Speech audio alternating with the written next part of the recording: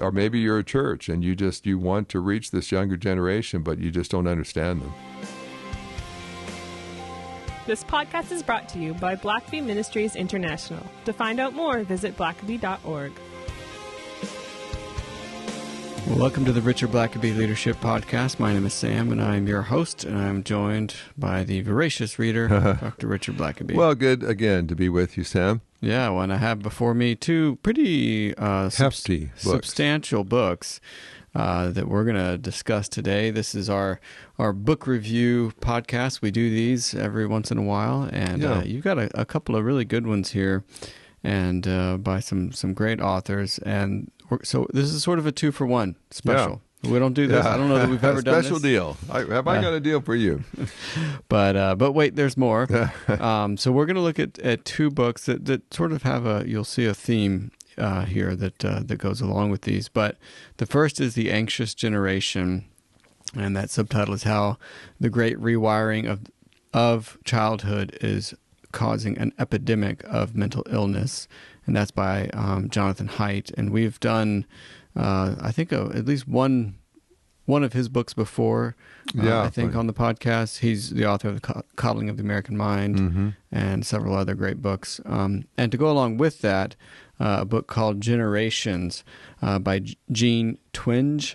And it is the real difference between Gen Z, Millennials, Gen X, Boomers, and Silence, and what they mean for America's future. Yeah. So both pretty heady, dense books here, but luckily we have Richard to make it all digestible. Heady, dense myself. I might just say, Sam, too, we just found out recently that the Cove is open back up for next year. If you had registered for my seminar March 24 to 26, the Cove put everything on hold, so you couldn't register for anything in the new year, as they were housing a lot of disaster relief folks because of all the tragedy and catastrophes in western North Carolina. But I just learned just today, actually, that they are opening that back up again. So so if you haven't signed up yet, or if you did, just to know that it looks like it's all a go now. So encourage you to sign up, and certainly be praying for that region as well. The Cove, as well as the Ridgecrest Conference Center down the road, both had just canceled everything so they could house disaster relief folks, and trying to just make that a priority. But I think they're feeling like they can begin to at least host some conferences again. So anyway, hopefully you can do that. I'll be talking about an overview of the book of Revelation, which I've never done anything like that before, and it's just going to be lots to talk about. I'm sure there'll be lots of people scratching their heads and with lots of questions. And we always do have a Q&A in those conferences, and so come with your best questions, and we'll see what I can do about that. You can stump the professor. But as you said, there's two books I read together, and Jean Twenge is actually, and I would say I'm not as certain about her, but I know that Jonathan Haidt he claims to be an atheist. He's not a Christian, and I would just be doubtful that Twenge is a Christian either. But these are both very secular books, and so but Twenge in particular is a deep researcher, and she has done a lot of studies looking at all the different kinds of surveys that have been given over the last number of decades. And what I think is particularly interesting about her work is that she looks at all these different studies, and then something that's a little bit unique is, it's one thing to say, here's how a boomer struggles with the internet and technology compared to a millennial. And that's not necessarily fair because the boomer's a lot older than the millennials. But what Twenge does is she goes back and compares, if it's a millennial who's 30, then she'll compare them with a boomer who is 30. So when they're the same age, how are these generations the same or different? Not just because one's older than the other, but when they were the same age, how did they behave differently? And so very, very interesting in that approach. And she would say, and so reason I've got these two books together is because Jonathan Haidt and Twenge have done a lot of research and work together. And a lot of Haidt's book is drawn from Twenge's research. And so they're very much kind of hand in hand, see things very, very similarly. But Twenge says that there are, right now in North America, there are 6 generations, 6 distinct generations.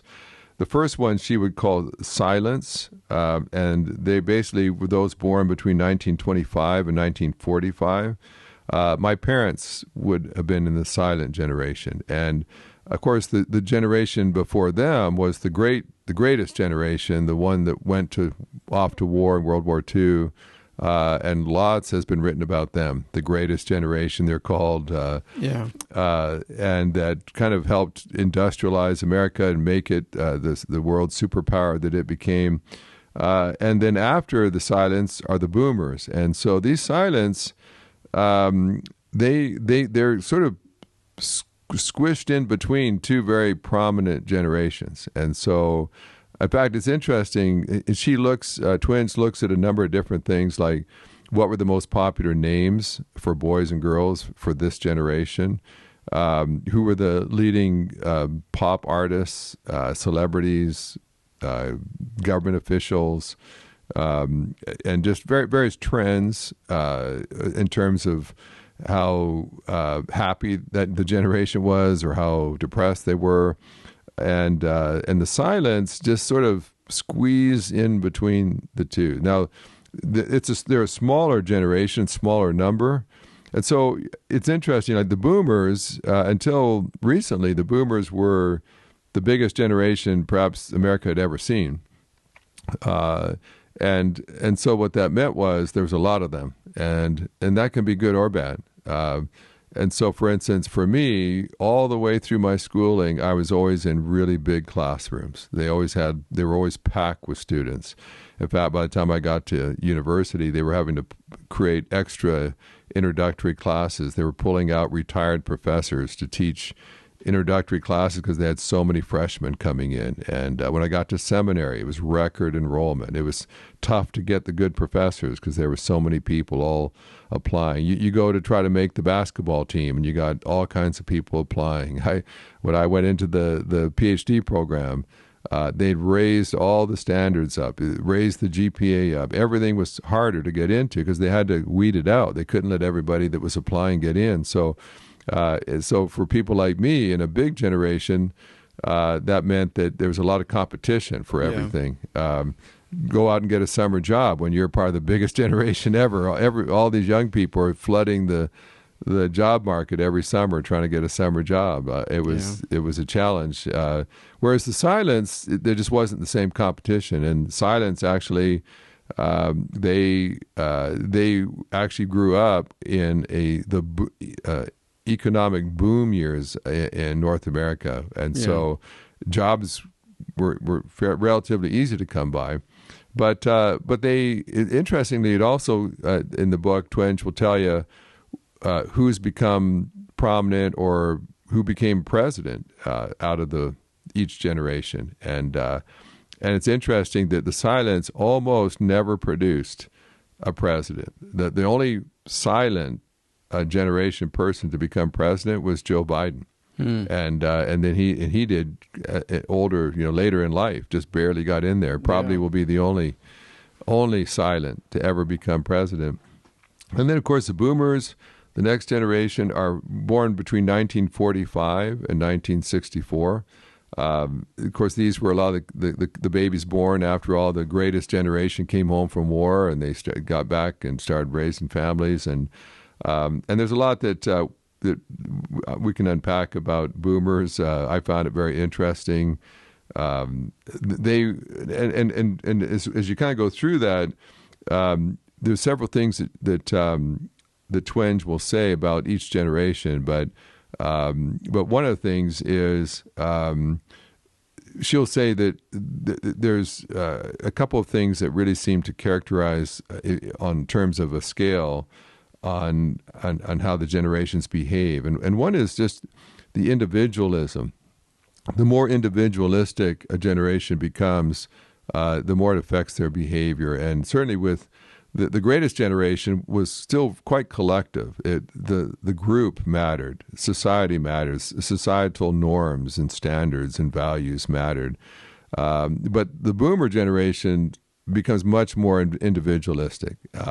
They self-help books and therapies and all kinds of psychological issues all begin developing for the boomers. It's so much of it is about them, and you'll find that all the way through. And of course, when you're the biggest generation, all the marketers, all the advertisers are aiming their products at you. So when boomers are preschoolers, all these new children's toys are being invented and popularized. And when those boomers hit teen years, then all of a sudden their music styles and the things that teenage kids like are thriving. And then when those boomers start retiring, now all kinds of retirement communities and things for senior citizens and convenient vacation trips and so on are becoming huge on the market.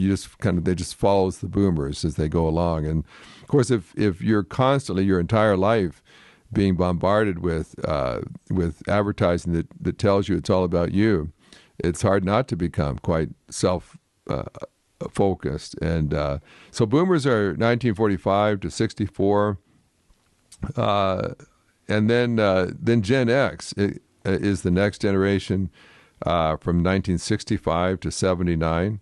And again, they're also squeezed in. Like the boomers are so dominant for years. Everything in North American society has been built around the boomers. But the Gen X are kind of the offspring of some of the older boomers.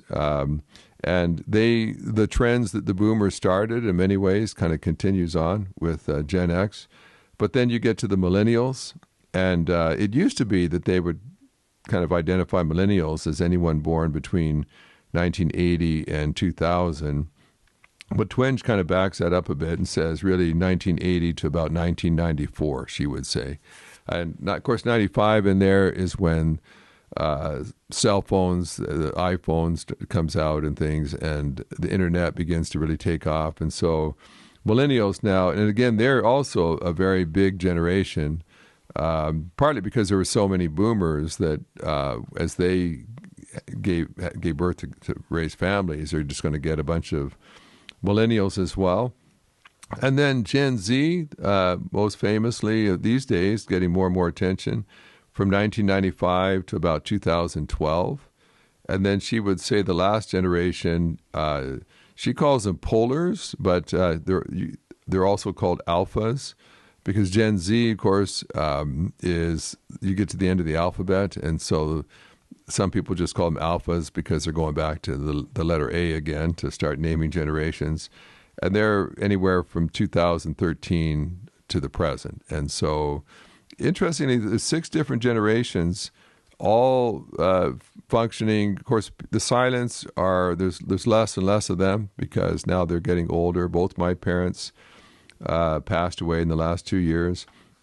But she says a couple of interesting things. She said the breakneck speed of cultural change means that growing up today is a completely different experience from growing up in the 1950s or the 1980s or even the 2000s. And she has a thesis that says the era when you were born has a substantial influence on your behaviors, attitudes, values, and personality traits. In fact, when you were born has a larger effect on your personality and attitudes than the family who raised you does. Mm. And that is quite interesting to say. If you're a Gen Z, just being a Gen Z is going to have a greater influence on you than the home you were raised in. And so there's certain and there's just a number of things that she mentions in her research. I might just kind of highlight 1 or 2 things. It's interesting. The silence. They're not really recognized as contributing a whole lot, but the fact is that that the Beatles were silence. Martin Luther King Jr. was a silent. Some of the leaders in the civil rights movement and so on were actually from the silent generation, Bob Dylan, but the mass of the people involved were going to be boomers, and so the boomers kind of get the notoriety of being the protesters, having the sit-ins in universities, and it is interesting. The boomers they experimented with drugs and alcohol, premarital sex, they just went to pushing a lot of the limits for individual freedom, way beyond where they'd ever been pushed before. They were the hippies generation, and it's interesting. She says that if you watch cultural trends in America today, things like alcohol use, drug use, it used to be that it was a young person's thing, like young people did drugs, young people maybe abused alcohol. But as the boomers enter each new stage of life, drug use, alcohol use increases as well. So as boomers are now becoming senior adults, there's a spike in drug use of seniors. And it's interesting that she says when many of the states began to legalize things like marijuana, it was when boomers now were the governors of the states, and they had a less harsh view of things like that. Yeah. And of course, there's Twenge quotes a famous saying: "If you are not a liberal at 25, or at the age of 25, you have no heart. If you are not a conservative at age 35, you have no brain." So, just saying, when you're young and rebellious, you are very liberal in your views, but once you're paying a mortgage and paying taxes and trying to raise a family, as you get older, you tend, not always, but to become a bit more conservative. But of course, it was the boomers that TV first became popularized. And I still remember just a very small little black and white. I grew up, my earliest memories watching black and white TV. And I'm an older boomer. I'm a later boomer. A young boomer. A young boomer is that's the word I wanted to say. One of the theories about many of the generations is just that there's usually some crisis that defines them as well, like JFK is assassinated during the boomer time. The Cuban Missile Crisis is during the boomer season. The Vietnam War occurs. For millennials, it's typically 9/11 is the defining crisis.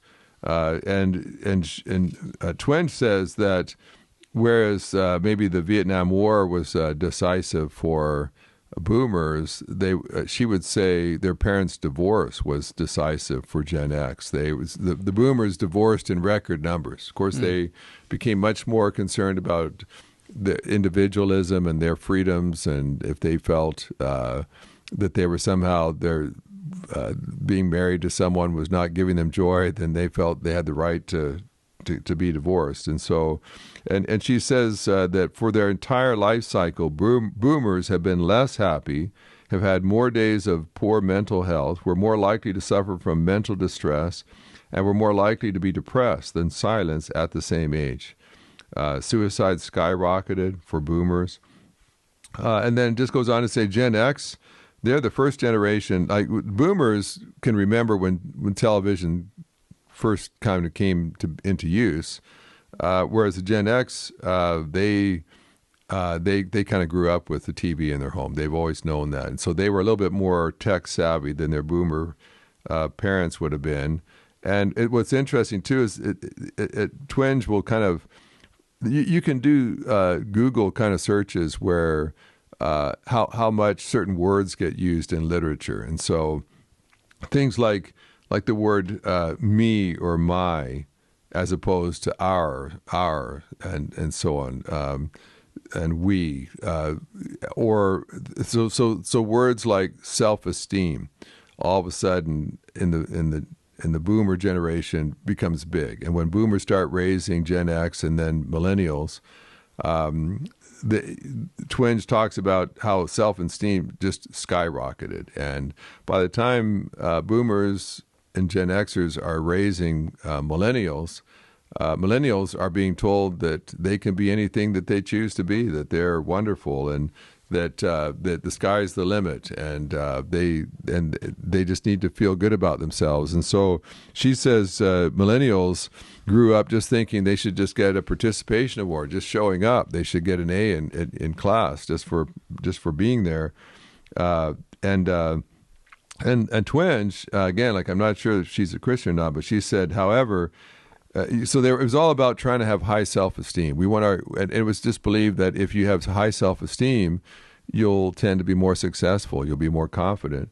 But she says, however, people high in self-esteem are not actually any more successful than people with low self-esteem, which is kind of an interesting observation. And she goes on and says, here's the problem. Thinking that you're special is not an indication of self-confidence. It's an indicator of narcissism.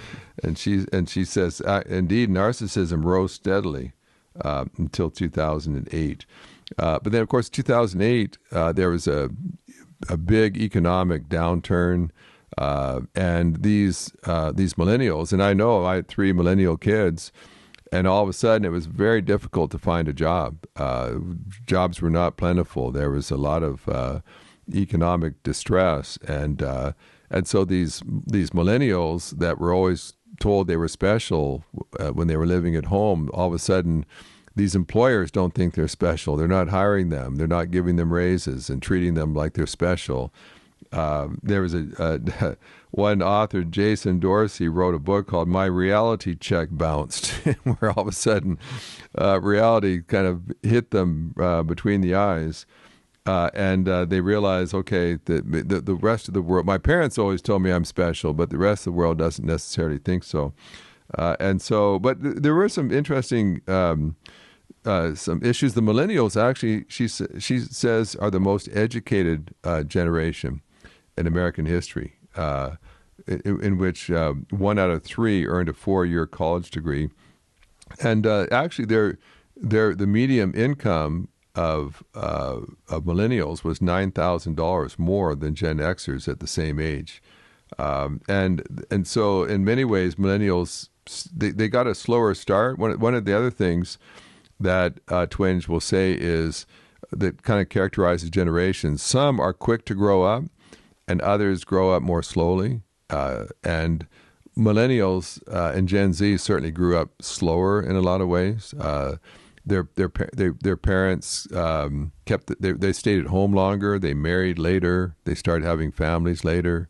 I remember, and Sam, I'm sure you were quick to do this too, even as a millennial. But I mean, in my day, when you scheduled your driver's license test on your birthay, and as soon as you turned 16, you were down there to get your license, right? Yeah. But especially for Gen Zs, you might be well into your 20s and just haven't gotten around to it. Just don't.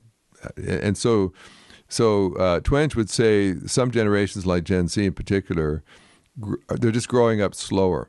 And that's not necessarily a value judgment, whether that's good or bad. But some generations, like the Great Generation, you didn't even finish high school. You just went straight to war. You went to war, or you went and got a job. You dropped out of school to get a job, and you worked your whole life and raised a family. But now millennials and Gen Zs are staying in school longer. They're taking longer to get out of school. They're just taking longer to do everything. And so, of course, that and then the result is you're having fewer kids because you got a later start. And so, especially Gen Z, if your parents waited till much later to get married and then waited quite a while after their careers were developed to start having a family, you're typically not going to have 4 and 5 kids. You're going to have 1 or 2 kids maybe. And so the Gen Zs, a lot of them are just 1 or 2 child families at best. And so if you only have 1 or 2 kids, you're going to be very protective of them. You don't, if you got 6 kids, you love them, but you can only do so much.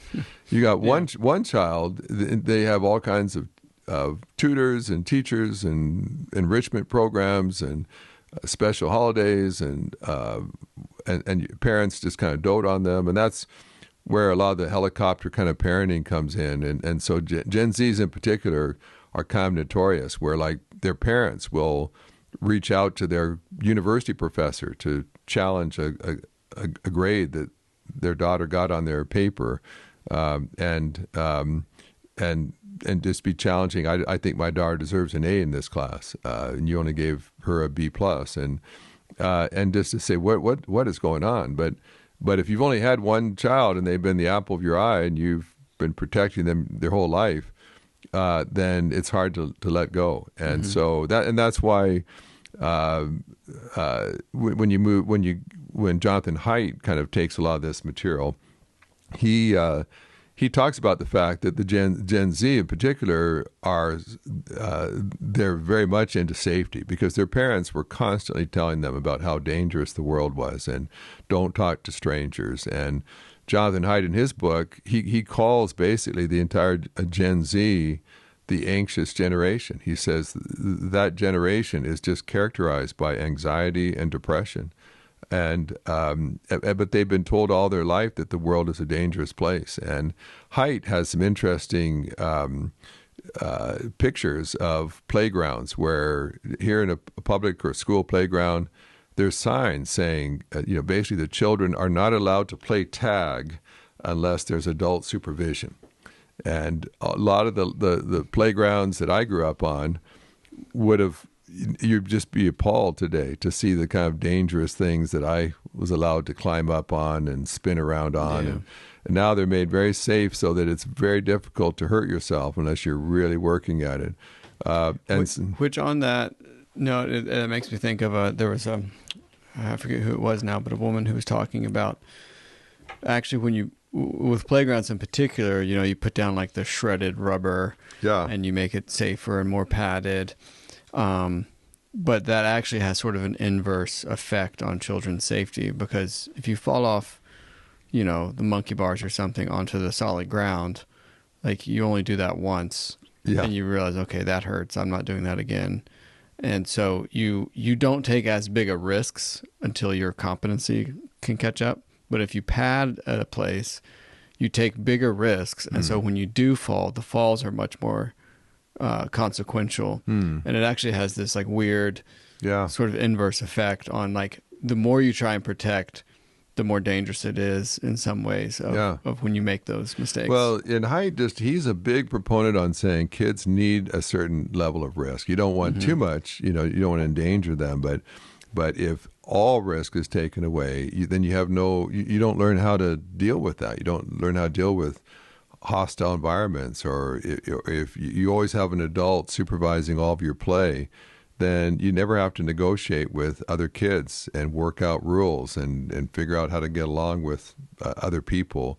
You just have an adult telling you what to do all the time and making sure everybody wins. And so Haidt's, one of his points is that parents, especially those raising Gen Zs, were overly concerned about external threats. For instance, there were a couple of high-profile cases where a child was abducted and killed by some predator, which is an awful, awful thing. But what and so that caused a lot of parents to be fearful. So you never wanted your kid playing even in the front yard by themselves, for fear of them being abducted. But what Haidt would say is all the statistics demonstrate that crime was actually declining during this time period.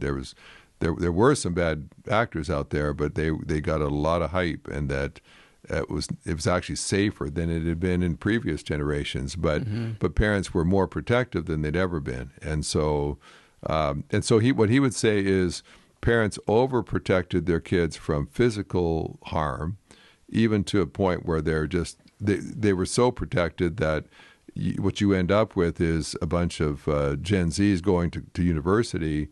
And they can't handle. They're fragile. That's the word. Or they're so fragile that if someone is lecturing in a lecture hall on the other side of the university, they can be emotionally distraught and need to find a safe place. And we're putting safe places together on university campuses where there could be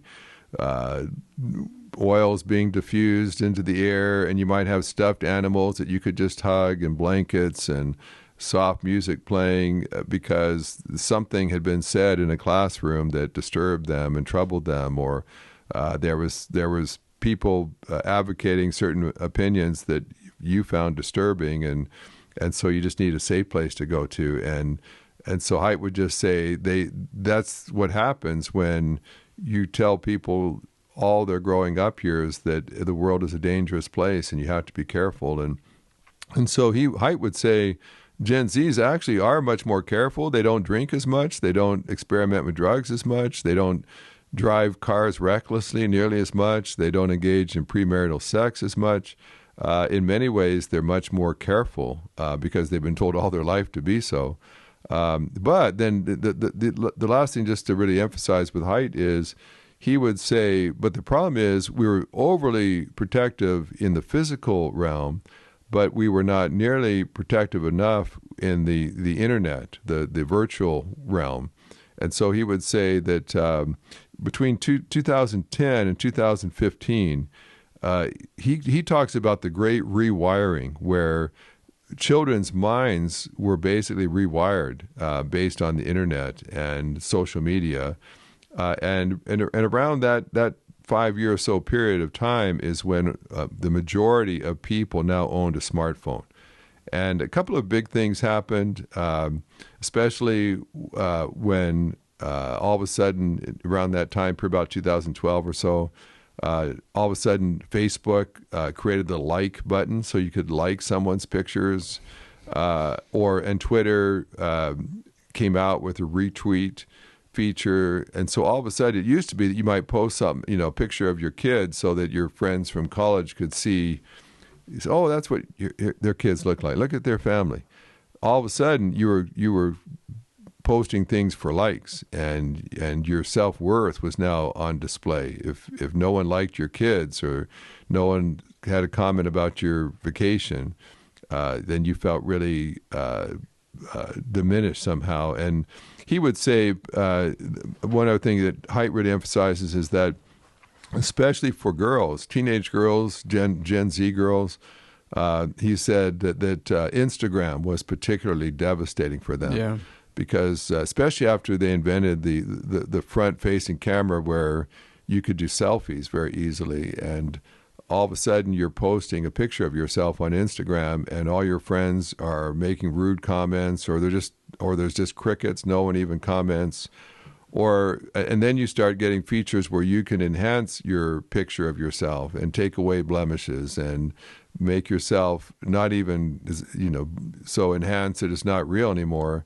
And so now you're competing with, you look in the mirror and see the real you, but you see all these the enhanced, digitally altered pictures on Instagram of your friends, and then others you don't even know, and you begin to feel inferior. And so Haidt would say, with the rise of smartphones and especially social media and Instagram and that kind of thing, that there was a huge spike in depression and suicide, particularly among young girls.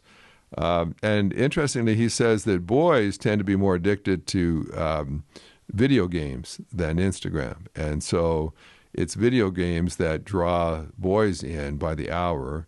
And also pornography, of course, is another huge thing. And so basically you've got these virtual worlds now socializing young adults. And now it's the social media influencers, it's the pop stars that post to their millions of followers about what they're wearing and how they're dressing and what they do for fun, and that everybody follows now and then feels third rate because their life doesn't compare. And so Haidt would say that he gives a lot of, I think, pretty strong suggestions about if you're a parent. The law right now that Congress passed says that you have to be 13 to set up an online account and that kind of thing. But he said you have to be 13 to do it. But he said something like almost half of 11-year-olds already have Instagram accounts. And that's 2 years before you legally can even do it. Yeah. But of course, there's no accountability. You just have to click a box. You just have to put in a fake age, and you can have your own account. And so he would say he would not let kids use a smartphone until at least 16. But it's just very interesting to watch how the Gen Z is the first generation that has basically grown up their whole lives around smartphones. And he would say, you know, flip phones were different, because flip phones, you basically talked to one person, you texted one person. It was a way to communicate between people still. But now with smartphones and social media, you're going out into the internet world, virtual world, where there's people anywhere in the world, and lots of people impersonating, maybe an old, a full-grown man pretending to be a 13-year-old girl messaging with you, and just the so many dangers now. And Haidt would say we're not nearly careful enough. We let and he tells some horror stories of parents who watch their child just completely going dark and just staying in their rooms and battling depression and battling thoughts of suicide, all because of what they were watching on social media. And he said even when you just had the internet, maybe there was a family computer down in the living room. You had to take turns and go and get on the internet. But now you just have your phone right by your bed, and you're watching it constantly. And he even says things like, because you sit so many hours in front of a screen, you don't exercise as much. You don't go outside. And he would say Gen Zs don't socialize in person nearly as much as earlier generations did, where you, instead of going to a party and hanging out with friends, now you just sit in your room and get on social media and post things and like other people's posts. And also, he said it's caused that generation to get less sleep, because even in the night, you're just checking to see, did anybody like that post? Did anyone comment on that? And first thing in the morning, you're grabbing your phone. And so lots of pretty stark information, especially that as it relates to the younger generations right now. Yeah. And as I think about your kids, Sam, I know you and Carrie are real careful about that, but it is interesting to me, just maybe to wrap this up, to say each generation has its unique aspects to it. Something that Twenge says it's interesting is that from just a sociological perspective, two things that bring happiness, that tend to cause people to be more happy. One is marriage, just having a companion, someone that loves you in your life. And the other is religion. Having a higher power in your life, something positive, a community of other like believers. But he said, or she said, that Gen Z is getting married much later, if at all. A lot of them are never getting married. And of course, Gen Z are the first generation where over half of the generation believes that there are more than two genders. And so there's a lot of confusion about all of that. And then pornography is certainly messing up a lot of the boys, so that to develop a healthy marriage relationship is becoming increasingly difficult for that generation. And then they're not religious. They're not millennials. They kind of left the church, and so Gen Zs, many of them don't have that faith, and so it's not surprising that they are hitting record levels of depression and suicide. The two of the major factors that help people be happy, Gen Zs don't have. And so we could talk a lot more about that. I think certainly I think churches would do well to understand these generations, instead of just disparaging them and calling them all snowflakes, to realize here's a generation that has lived in a virtual reality in large part, and they desperately need to experience genuine in-person community, and where they're not just liked or disliked, but actually loved by a community that just gets to know them personally and helps them know what's true, as opposed to a lot of the negative media that's popularizing social media today. So two books I'd really recommend people reading, especially if you have kids or grandkids. You're just trying to, maybe you're an employer and you're trying to figure out how do you work with Gen Zs or millennials, or maybe you're a church and you want to reach this younger generation, but you just don't understand them. Lots of great information there. I think it's great to read with maybe some others, and you can kind of talk about, well, in light of this, how should we be treating employees, or how do we make it a safe place to work here? How do we kind of help build some anti-fragility into our Gen Z staff so that they're not quite so fragile with differences of opinions and so on, different kinds of people. But two pretty thick books. I had to kind of slug through those, but lots of interesting data that you can be found there. Well, lots of good stuff and very applicable insights as well, especially for parents and grandparents. So, as always, we'll leave links to these books in the show notes. And again, thank you for being with us, Richard. Thank you for listening, our audience, and until next time. Thanks for listening to the podcast. If this is something you enjoyed, it really makes a difference if you leave a review and a 5-star rating on Apple Podcasts or wherever you listen. Don't forget to subscribe and share with your friends. We always love hearing from our listeners, so email us at podcast@blackaby.org.